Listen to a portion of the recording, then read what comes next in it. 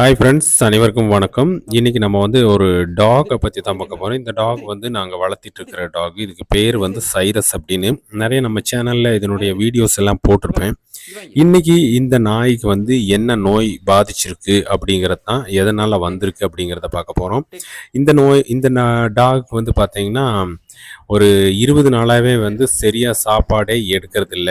நாங்க என்னன்னு தெரியல. எங்களுக்கு வந்து 1 மாசத்துக்கு முதல்ல இருந்தே இதனுடைய சாப்பாட்டினுடைய அளவு கொஞ்சம் கொஞ்சமா கம்மியாயிட்டே வந்துச்சு. அப்புறம் கடைசியா வந்து பார்த்தீங்கன்னா, ஒரு 20 நாள்ல இருந்து சுத்தமா சாப்பாடே எடுக்கறதில்ல. அப்படியே சாப்பிட்டாலும் வாமிட் மட்டும் தான் பண்ணிட்டு இருந்துச்சு.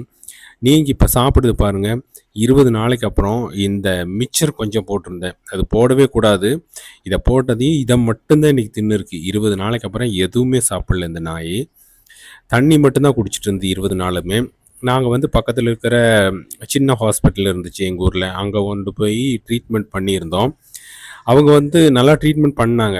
அவங்களும் ஒரு நாளைக்கு 4 இன்ஜெக்ஷன் சொல்லி 4 இன்ஜெக்ஷன் போட்டாரு டாக்டருமே.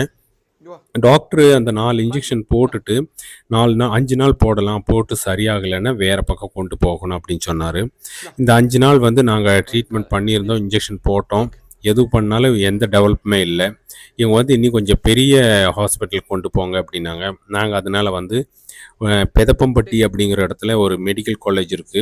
அந்த காலேஜோட ஒரு கிளினிக் இருக்கு. அந்த கிளினிக்ல உங்களுக்கு ஸ்கேனிங் எல்லாமே இருக்கு. ஆப்ரேஷன் இந்த மாதிரி எல்லாமே இருக்கு. கொஞ்சம் பெரிய ஹாஸ்பிட்டல். அந்த ஹாஸ்பிட்டலுக்கு நாங்க இன்னைக்கு வந்திருக்கோம். ஹாஸ்பிட்டல்ல முதல்ல ஒரு நாள் ட்ரீட்மெண்ட் நடந்துச்சு.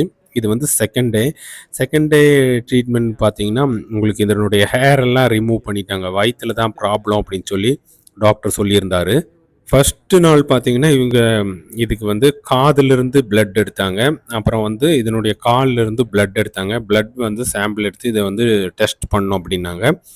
அந்த டெஸ்டிங்க்கு 2 நாள் ஆகும் அப்படின்னு சொல்லியிருந்தாங்க. அதுக்கப்புறம் அந்த 2 நாள் கழிஞ்சு தான் வந்தோம். அந்த டெஸ்டிங்கில் பார்த்தீங்கன்னா, கிட்னி லைட்டாக வீக்காக இருக்குது அப்படின்னு சொல்லியிருந்தாங்க. அதுக்கப்புறமா இதனுடைய வயிறு என்னமோ ப்ராப்ளமாக இருக்குது அப்படின்னு சொல்லி வயிற்றில் ஸ்கேன் பண்ணணும் அப்படின்னு சொல்லி வயிற்றில் இருக்கிற அந்த முடியெல்லாம் வந்து இது பண்ணி எடுத்துட்டாங்க.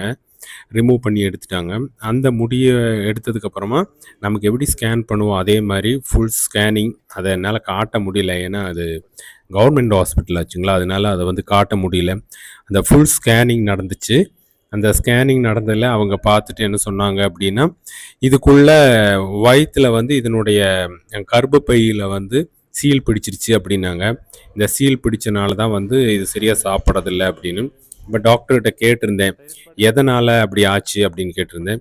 அதாவது சாதாரணமாக எல்லா டாகுக்குமே வந்து பார்த்திங்கன்னா, வருஷத்தில் ஒரு டைம்னாலும் இல்லாட்டி அதனுடைய லைஃப்பில் ஒரு 2-3 டைம்னாலும் மேட் பண்ணியிருக்கணும். அப்படி இல்லை அப்படின்னா இந்த மாதிரி ஒரு வியாதி வரும். இல்லை அப்படின்னா அந்த கர்ப்பப்பை வந்து எடுத்திருக்கணும் அப்படின்னு சொன்னாங்க. அப்போ ஓகே. அப்போ இனிமேல் வந்து இதை எதுவும் பண்ண முடியாது. நீ ட்ரீட்மெண்ட் பண்ணி இது கொஞ்சம் பிளட் எல்லாம் கம்மியாக இருக்குது.